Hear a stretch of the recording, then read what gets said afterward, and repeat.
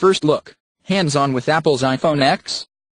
Apple released its first major iPhone redesign in 3 years on Tuesday with iPhone X, a technologically advanced smartphone that boasts an all-new OLED Super Retina display, true-depth camera system, Face ID, a 11 Bionic chip with onboard neural engine and more. Apple Insider went hands-on with Apple's newest flagship and came away impressed by the handset's fit and finish. As analytically anticipated based on what we already knew before the final details were unveiled and prior to some time, hands-on iPhone X gives Apple the ability to drive sales of an even more premium smartphone, featuring specifications and capabilities that are harder, if not impossible, to launch in the mega-million volumes that existing generations of iPhones currently sell at. But with the details presented in the keynote and getting to see and feel iPhone X hands-on, this reality takes on a whole new meaning. Apple didn't just slap on a better camera and upgrade the screen resolution in order to charge more or declare a technological first. The application of and integration between all of the new iPhone X features is nothing short of phenomenal. The new Super Retina HD of iPhone X is shockingly great, with vibrant wide color and very dark blacks. But it's also perfectly integrated into the new stainless steel case design in a way that's reminiscent of how Steve Jobs described iPhone 4 as having the high-end appearance and specialized look and feel of a Leica camera. iPhone 6/6s/7 shared a nice design, but it seemed basically utilitarian.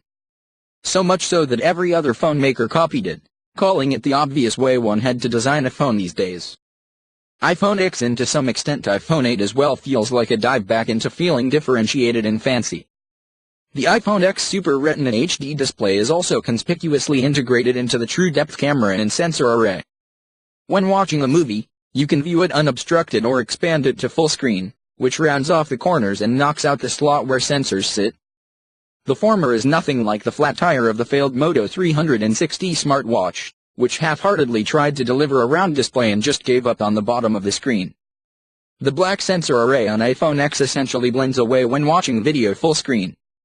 And when used as a phone, it helps differentiate between pulling down Control Center from the top right, the here where the signal and battery meters sit, and pulling down your notifications from the center or left of the screen. This rejiggering of standard iOS gestures also helps get rid of the home button, because now you can simply swipe up to go to the home screen or swipe and hold to switch between running apps, a simple and intuitive gesture that also brings it in line with how iPads work in iOS 11. Forcing the entire installed base of iPhone users into this new way of working might cause some blowback, as the majority of people don't like change.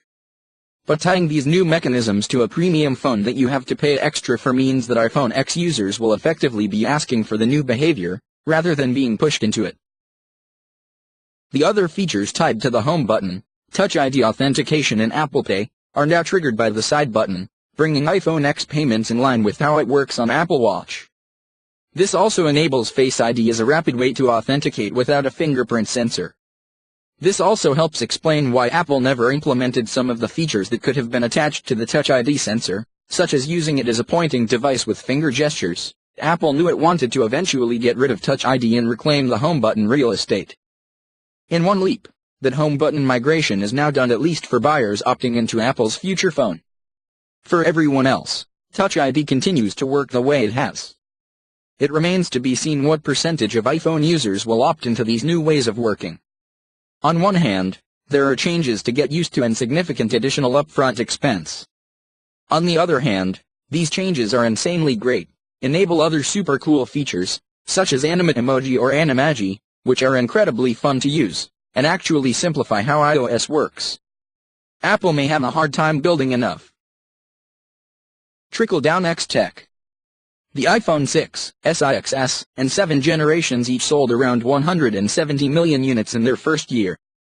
There simply is no source on Earth capable of supplying 170 million good-quality OLED screens within a year, nor can any vendor afford to produce and sell that many 3D depth sensors, the add-on occipital structure sensor for iPad and the rare Android device supporting Google's Project Tango, all shipped in volumes far short of 1 million. However, by offering a premium-priced iPhone X, Apple can introduce a mainstream 3D True Depth sensor and Super Retina HD OLED display for its premium-hungry audience, and build both into an extremely high-quality device that looks premium and feels ultra-luxurious. This was so obvious we could observe it before even looking at iPhone X up close, or having a completed list of its features. Perhaps less obvious is the fact that the premium $999 and up price of iPhone X will not only fund the development, implementation, and fabrication of features like the new True Depth sensor and Super Retina HD, but will also help pay for other new features that are shared with its more mainstream cousins, iPhone 8 and 8 Plus. Some new X features shared across the board include its impressive build quality, including the glass back that enables Qi wireless charging and makes the latest base model iPhone 8 options look like iPhone 7's jet black on steroids, and in 3 different colors of gloss, silver, space gray and gold. All models also share Apple's super-fast A11 Bionic chip, as once you design advanced silicon logic, the more chips you fab the less they cost.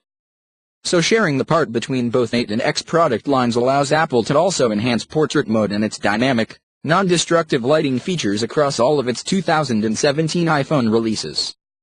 iPhone X additionally enables portrait mode selfies, using its True Depth technology. Everyone who has used portrait mode on iPhone 7 Plus already knows how great it would be to have that same kind of technology improving their selfies and front-facing group shots as it already does for their photos of kids and pets, and any inanimate objects that need some heightened drama for Instagram. Apple's A11 Bionic GPU. Apple's new A11 Bionic chip is a major leap in both processing power and efficiency, enabling that huge new expansion of portrait mode photography which became one of the most popular and impressive features of last year's iPhone 7 Plus. The new chip also drives the responsiveness of upcoming ARKit apps and games, in part because it includes Apple's proprietary new GPU for accelerating graphics, a feat we weren't certain Apple could pull off so soon. The Apple GPU is one of the biggest announcements of the event, but it got the least applause simply because the public doesn't yet fully recognize how important this is right now and into the future. Apple was already leading in mobile devices, particularly in gaming, and the smoothness of iOS UI simply because it had selected the best available third-party GPU designs, in contrast to Android and Windows phones that were content with more basic graphics. But now Apple has its own in-house GPU technology, and has the ability to tightly optimize its products to achieve even greater differentiating capabilities. Note that GPU cores aren't limited to accelerating graphics but are also increasingly being used to plow through tons of specialized math, such as in machine learning and artificial intelligence. The billions of dollars Apple is investing in GPU technology will further widen the gulf we've seen grow between $650 iPhones and average Android phones that now sell for less than $300 via more basic commodity components. But Apple's proprietary GPU technology will also trickle down to mobile devices such as Apple Watch, where the state-of-the-art in $650 and up smartphone technology has already started driving tomorrow's scaled-down micro-devices and appliances like Apple TV 4K and the new HomePod. Qualcomm and other mobile chip vendors have lots of Android phone makers to sell their chips to, but those makers are not capable of selling high-end devices in iPhone-like quantities. Further, they're also not selling significant numbers of ultra-mobile devices such as smartwatches. That means that even if Qualcomm were to develop advanced high-end GPUs and super-efficient watch chips, it wouldn't have buyers to sell them in volume. And because volume is such a huge factor in overall pricing, to spread out the cost of initial development, there's a catch-22 in place that serves to maintain the status quo in Android land of serving the low-end and medium tiers where smartphones only need to be good enough.